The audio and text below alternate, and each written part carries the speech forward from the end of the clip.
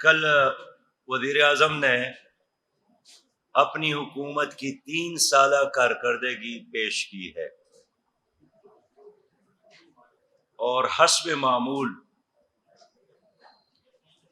اس میں اعلانات، وعدے اور تقریر کے علاوہ اور کوئی چیز نہیں تھی۔ حکومت کی 3 سالہ کارکردگی اتنی مایوس کن ہے کہ اس پر 300 صفحات لکھے جا سکتے ہیں۔ بار بار حکومت اپنی کارکردگی اس لیے بیان کرتی ہے کہ نظر نہیں آتی، اور خود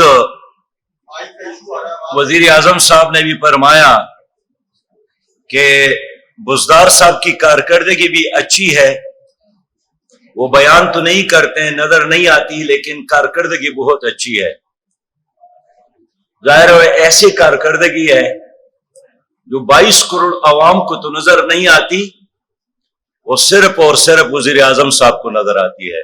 لیکن ان 3 سالوں میں سچی بات یہ ہے کہ بین الاقوامی اداروں کے مطابق کرپشن میں اضافہ ہوا، 4% اضافہ ہوا،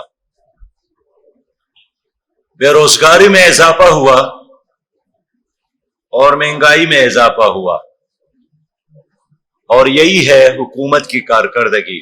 اب انہوں نے اعلان کیا تھا کہ ہم نوجوانوں کو 1 کروڑ نوکریاں دیں گے، تو 3 سالوں میں اگر 5 سال کا ٹینیور ہم مان ہی لیں تو ہونا چاہیے تھا کہ 1 کروڑ میں 70 لاکھ نوکریاں حکومت دینے میں کامیاب ہوتی، لیکن خود ان کے اپنے اداروں کے گواہی کے مطابق 35 لاکھ سے زیادہ لوگ مزید بے روزگار ہو گئے۔ اور جس مدینہ کی اسلامی ریاست کی بات اس حکومت نے کی تھی، سچی بات یہ ہے کہ انہوں نے مدینہ کی اسلامی ریاست کے اس اصطلاح کو بھی مذاق بنایا ہے۔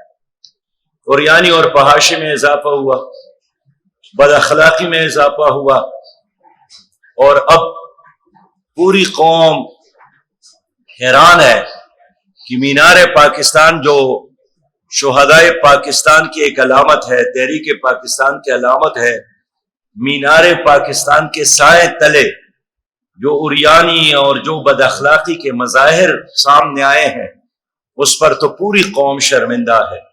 افغان طالبان کامیاب ہو گئے ہیں، اور افغان طالبان نے جدوجہد کی ہے۔ اس جدوجہد میں انہوں نے دنیا کے سب سے بڑے استعمار اور سامراجی ملک کو شکست سے دوچار کیا ہے۔